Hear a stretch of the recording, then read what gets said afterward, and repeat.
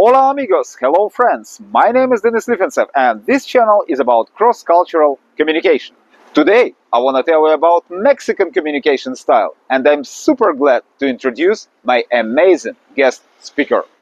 Dr. Karla María Nava is a professor and researcher at Universidad de Monterrey Business School in Mexico with over 20 years of experience. She holds a PhD in Administrative Sciences and a Global MBA from Thunderbird School in the US.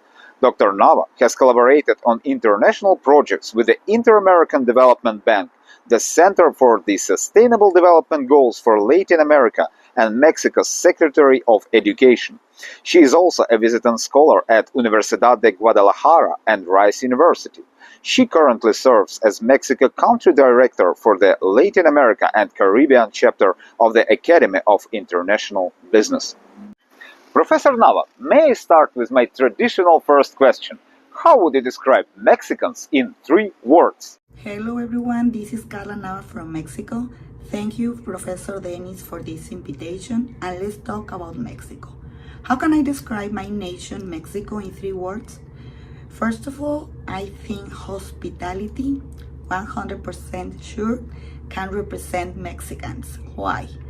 You are in my country. If you are in my country, you are my friend. If you are in my country, you are a member of my family. I'm going to receive you and welcome you at my home or even in the street with a smile, with a coffee. I'm going to invite you a dinner, a lunch. We're very emotional and we show this kindness, offering and welcome you with a smile of something to make you feel like you are at home. The second word to describe Mexicans or my country is resilience. We have faced a lot of challenges in all the history, natural disasters, economic crisis, social problems in our country, but we have learned from these experiences, and this sense of adaptability and perseverance we have represent Mexicans. We don't stop and we move forward. No matter the obstacle, we move a lot and we survive and we adapt facing all the challenges we have. The third word I think is energy and vibrant energy. In fact, I think that I have this characteristic, the energy. You can see all the colors in my country. In fact, if you see this color, represent the happiness of Mexicans. Yes, happiness. We have a lot of energy, the colors, the creativity, the tradition, the celebration. We always celebrate something. Professor Nava, what should we know about Mexican business communication style? Talking about business communication with partners in Mexico, this business communication is relationship oriented. So please try to save time at the beginning of the conversation. Is very important, the rapport. To try to connect with the people before you enter in details about business, for example. These personal issues that you can discuss maybe at the beginning with a phrase or something more personal. We prefer that. Another issue regarding business communication is that we use different ways to say no. We don't say no at the beginning.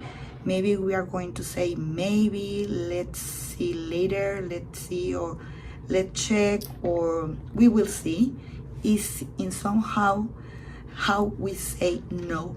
So our communication is indirect.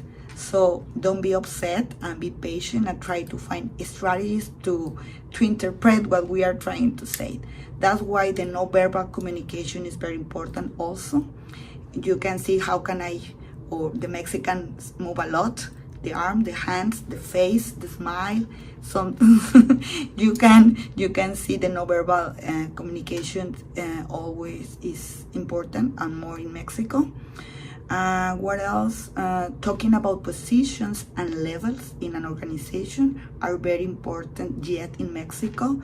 So try to show respect and formality with people in the top levels, for example, is maybe, we prefer to do that, and we recommend you to do that at least in the first meeting, because the levels, position, and hierarchy is very important yet. Professor Nava, what topics for a small talk with our Mexican business partners would you recommend? I think we have a lot.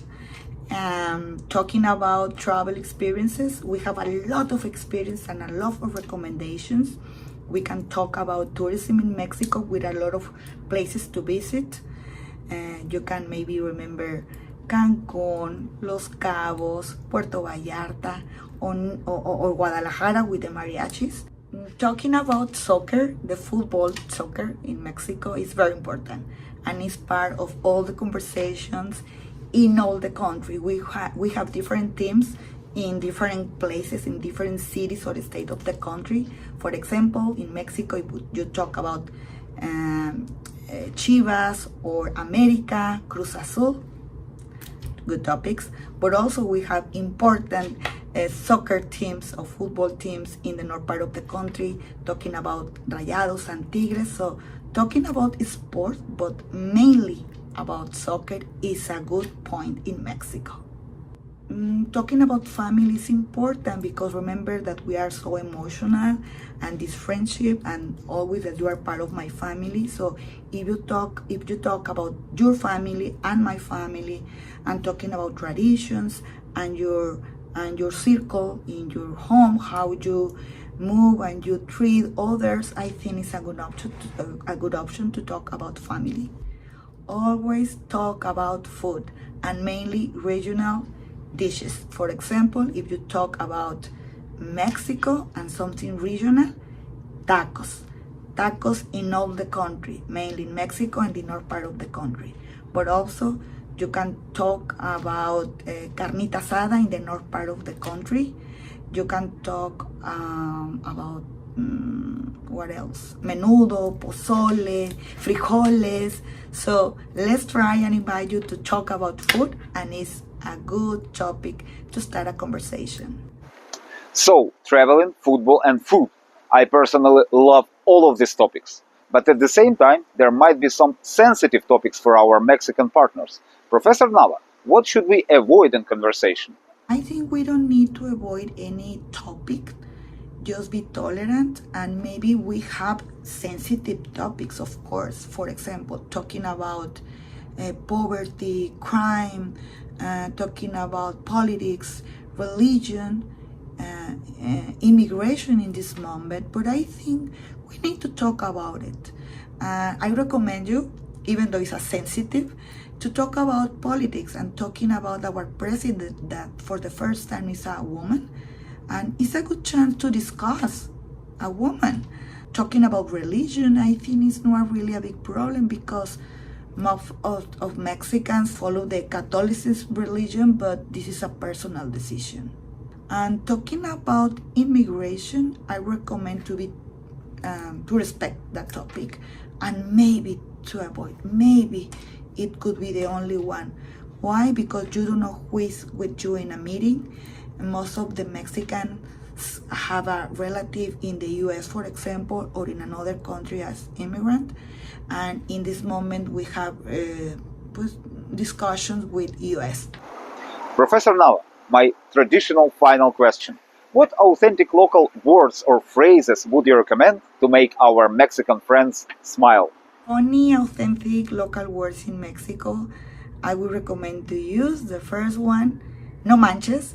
No manches is very popular, obviously it's informal, and it's super friendly. And no manches means no way, you are kidding. The second one is está cañón. You can use this expression to show something that is very intense, challenging, something that is huge. It's like wow. Chido is another word. Chido is like nice, good, okay. Chido. Está chido. It's okay. Está padre. It's chido. Padre is another one. I use a lot. Está padre. It's nice. It's good. Fine. Está padre. Está chido. And The last one I think is echarle ganas. This phrase is more related with motivation, with resilience. Is put effort into it. For example, if your students will have a test, for example, you will say échale ganas. Or if you need more money for something, or your kids or your student, you will say échale ganas. Échale ganas. Work for it.